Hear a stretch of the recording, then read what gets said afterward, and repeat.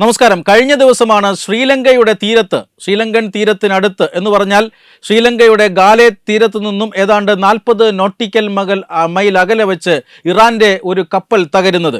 ആ കപ്പലിന്റെ തകർച്ചയ്ക്ക് കാരണം ആ കപ്പൽ ആക്രമിക്കപ്പെട്ടതാണെന്നും തീർച്ചയായും അതൊരു അന്തർവാഹിനി ആക്രമണമായിരുന്നുവെന്നും ഒക്കെയുള്ള വാർത്തകൾ കഴിഞ്ഞ ദിവസം പുറത്തു വന്നിരുന്നതാണ്. നിരവധി പേർ മരിച്ചു. ആ കപ്പലിലുണ്ടായിരുന്ന നിരവധി പേർ മരിച്ചു. കുറച്ചുപേരെ രക്ഷപ്പെടുത്താൻ സാധിച്ചിട്ടുണ്ട്. ശ്രീലങ്കൻ നാവികസേനയുടെ കപ്പലുകളും യുദ്ധവിമാനങ്ങളും ഒക്കെയാണ് ഈ രക്ഷാപ്രവർത്തനത്തിൽ പങ്കെടുത്തത്. പരിക്കേറ്റവരെ ശ്രീലങ്കയിലെ ആശുപത്രിയിൽ പ്രവേശിപ്പിച്ചിരിക്കുകയുമാണ്.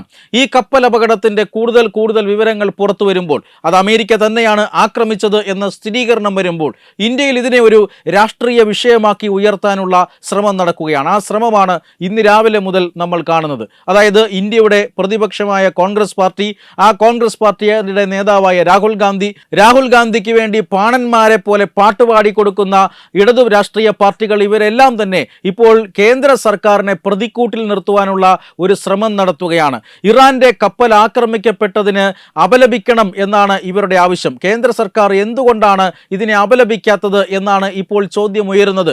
കാരണം ഇന്ത്യയുമായി ചേർന്നിട്ടുള്ള ഒരു സംയുക്ത സൈനിക അഭ്യാസത്തിൽ പങ്കെടുത്ത ശേഷം തിരിച്ചു പോവുകയായിരുന്നു ഈ കപ്പൽ. അതായത് ഇന്ത്യയുടെ അതിഥിയായി ഇന്ത്യയിൽ വന്നതിന് ശേഷം മടങ്ങിപ്പോവുകയായിരുന്ന കപ്പലാണ് ആക്രമിക്കപ്പെട്ടത്. അതുകൊണ്ട് തന്നെ അങ്ങനെ അമേരിക്ക കപ്പലിനെ ആക്രമിച്ചത് ശരിയായില്ല. കേന്ദ്ര സർക്കാർ അപലപിക്കണം എന്നാണ് കോൺഗ്രസിന്റെ ആവശ്യം. കഴിഞ്ഞ കുറേ ദിവസങ്ങളായി തന്നെ ഇറാൻ അനുകൂലമായി അമേരിക്കയ്ക്കെതിരെ നിലപാടെടുക്കുവാൻ സർക്കാരിന് മേൽ പ്രതിപക്ഷം സമ്മർദ്ദം ചെലുത്തി വരികയാണ്. അയത്തുള്ള ഖമൈനി കൊല്ലപ്പെട്ടപ്പോൾ അതിനെ എന്തുകൊണ്ട് അപലപിച്ചില്ല എന്ന് ആദ്യം ചോദിച്ചത് ഭാരതത്തിലെ കോൺഗ്രസ് ആണ്. അതായത് മുസ്ലിം രാജ്യങ്ങൾ പോലും, കടുത്ത ഇസ്ലാമിക രാജ്യങ്ങൾ പോലും ഖമൈനിയുടെ മരണത്തെ അല്ലെങ്കിൽ ഖമൈനിയുടെ കൊലപാതകത്തെ അപലപിച്ചിട്ടില്ല. ആ അപലപിക്കപ്പെട്ട സാഹചര്യത്തിൽ എന്തുകൊണ്ടാണ് ഇന്ത്യ എന്തിന് പ്രതികരിക്കണം? വെറുതെ എന്തിനാണ് ഈ യുദ്ധത്തിൽ പക്ഷം ചേരണം എന്നൊക്കെയുള്ള മറുവാദങ്ങൾ ഉയർന്നു. അതിനെ തുടർന്ന് പ്രതിപക്ഷം മിണ്ടാതിരിക്കുകയായിരുന്നു. പക്ഷേ ഈ കപ്പലാക്രമണത്തോടുകൂടി ഇതിനെ ഒരു രാഷ്ട്രീയ ആയുധമാക്കാനും ഇറാൻ അനുകൂലമായി നിലപാടെടുക്കാനുമാണ് കേന്ദ്ര സർക്കാരിന്മേൽ ഇവർ സമ്മർദ്ദം ചെലുത്താൻ നോക്കുന്നത്. ഇസ്രായേൽ വിരുദ്ധ രാഷ്ട്രീയം കളിക്കാനും അതുപോലെ തന്നെ ഇന്ത്യയിലെ മുസ്ലിം വോട്ടുകൾ സമാഹരിക്കാനുമാണ് ഇത്തരത്തിൽ ഒരു രാഷ്ട്രീയ കളി ഇവിടെ നടത്തുന്നത്. എന്തിനു വേണ്ടി ഈ കപ്പൽ ആക്രമണത്തെ ഇന്ത്യ അപലപിക്കണം എന്ന് ചോദിച്ചാൽ അപലപിക്കാനുള്ള ഒരു കാരണവുമില്ല എന്ന് തന്നെയാണ് കാരണം. തീർച്ചയായിട്ടും ഇന്ത്യയുമായിട്ടുള്ള സംയുക്ത സൈനിക അഭ്യാസത്തിൽ പങ്കെടുത്ത് മടങ്ങുന്ന കപ്പലായിരിക്കാം. ഈ സംയുക്ത സൈനിക അഭ്യാസം എന്ന് പറയുന്നത് ഇന്ത്യയുടെ മാത്രമല്ല ഇറാന്റെയും കൂടി ആവശ്യമാണ്. അതുകൊണ്ട് തന്നെ ഈ ആക്രമണം നടന്നിരിക്കുന്നത് ഇന്ത്യൻ വാട്ടേഴ്സിലോ അല്ലെങ്കിൽ ഇന്ത്യക്ക് ഏതെങ്കിലും രീതിയിൽ നിയന്ത്രണമുള്ള കടലിലോ അല്ല, മറിച്ച് ശ്രീലങ്കയുടെ തീരത്താണ്. ശ്രീലങ്കൻ തീരത്ത് നിന്നും 40 നോട്ടിക്കൽ മൈൽ അകലെ ശ്രീലങ്കയുടെ രക്ഷാദൗത്യ ചുമതലയിലുള്ള ഭാഗത്താണ് ഈ ആക്രമണം നടന്നിരിക്കുന്നത്. അതുകൊണ്ട് തന്നെ ഇന്ത്യയെ അല്ലെങ്കിൽ ഈ ആക്രമണത്തെ ഇന്ത്യ അപലപിക്കേണ്ട കാര്യമില്ല. രണ്ടാമത്തെ കാര്യം എന്നത് ഇന്ത്യയുടെ ഏതെങ്കിലും തുറമുഖമോ ഇന്ത്യയുടെ ഏതെങ്കിലും യുദ്ധക്കപ്പലുകളോ ഇന്ത്യയുടെ ഇന്റലിജൻസ് ഏജൻസികൾ പങ്കുവച്ച ഏതെങ്കിലും വിവരങ്ങളോ ഈ ആക്രമണത്തിന് ഉപയോഗിച്ചിട്ടില്ല. അതുകൊണ്ട് തന്നെ ഇന്ത്യ ഒരിക്കലും അപലപിക്കേണ്ട കാര്യമില്ല. ഇന്ത്യയുടെ പരമാധികാരത്തെയോ അല്ലെങ്കിൽ ഇന്ത്യയുടെ സമുദ്രാതിർത്തിയോ ലംഘിക്കാതെയാണ് ഈ ആക്രമണം നടന്നിരിക്കുന്നത്. അതുകൊണ്ട് തന്നെ ഇന്ത്യ ഒരിക്കലും ഇതിനെ അപലപിക്കേണ്ട കാര്യമില്ല. എന്തുകൊണ്ട് അപലപിക്കാതിരിക്കണം എന്ന് ചോദിച്ചാൽ അതിന് നിരവധി കാരണങ്ങൾ ഉണ്ട് താനും. അതിൽ ഒന്നാമത്തെ കാരണം എന്ന് പറയുന്നത് ഗൾഫ് രാജ്യങ്ങളിലേക്ക് ഇറാൻ നടത്തുന്ന ആക്രമണമാണ്. അമേരിക്കയും ഇസ്രായേലും സംയുക്തമായിട്ടാണ് ഇറാനെ ആക്രമിക്കുന്നത്. അങ്ങനെ ഇറാനെ ആക്രമിക്കുമ്പോൾ അമേരിക്കയ്ക്കും ഇസ്രായേലിനുമെതിരെ ഏതെങ്കിലും തരത്തിലുള്ള പ്രത്യാക്രമണം നടത്തുന്നതിന് പകരം ഇറാൻ ലക്ഷ്യം വയ്ക്കുന്നത് ഗൾഫ് രാജ്യങ്ങളെയാണ്. ഖത്തറിനെയും UAEയെയും കുവൈറ്റിനെയും ബഹ്റൈനെയും സൗദി അറേബ്യയും എല്ലാം നിരന്തരം ഈ ഇറാൻ ലക്ഷ്യം വെച്ചുകൊണ്ടിരിക്കുന്നു. അവർ അമേരിക്കയുടെ ഇവിടങ്ങളിലുള്ള താവളങ്ങളെയാണ് ആക്രമിക്കുന്നത് എന്ന് പറയുന്നുണ്ടെങ്കിലും ജനവാസ മേഖലകളെയും ഓയിൽ റിഫൈനറികളെയും അടക്കം ഇറാൻ ഇതുവരെ ആക്രമിച്ചിട്ടുണ്ട്. ലക്ഷക്കണക്കിന് ഇന്ത്യക്കാരാണ് ഈ പറയുന്ന രാജ്യങ്ങളിലുള്ളത്. അതുകൊണ്ട് തന്നെ ഇറാന്റെ ആക്രമണത്തെ ഒരിക്കലും നമുക്ക് നീതീകരിക്കാൻ കഴിയുകയില്ല. ഈ രാജ്യങ്ങളോടൊപ്പം നിൽക്കേണ്ട ഒരാവശ്യകതയും ഇന്ത്യക്കുണ്ട്, ഒരു രാജ്യം എന്നുള്ള നിലയിൽ. അതുകൊണ്ട് തന്നെ ഇറാൻ കപ്പൽ ആക്രമിക്കപ്പെടുമ്പോൾ നമ്മൾ ഒരു കാരണവശാലും അതിൽ അപലപിക്കേണ്ട കാര്യമില്ല. രണ്ടാമത്തെ കാര്യമെന്ന് പറയുന്നത് ഹോർമൂസ് കടലിടുക്കാണ്. ഈ കടലിടുക്ക് വളരെ പ്രധാനപ്പെട്ടതാണ്. ഇന്ത്യയുടേതടക്കം ഏതാണ്ട് വലിയ ലോകത്തിൻ്റെ ചരക്ക് നീക്കങ്ങളിൽ ഒരു വലിയ ഭാഗം നടക്കുന്നത് ഈ കടലിടുക്കിലൂടെയാണ്. മാത്രമല്ല ഇന്ത്യയുടെ ഇന്ധനത്തിൻ്റെ വരവിൻ്റെ 50% നടക്കുന്നത് ഈ കടലിടുക്കിലൂടെയാണ്.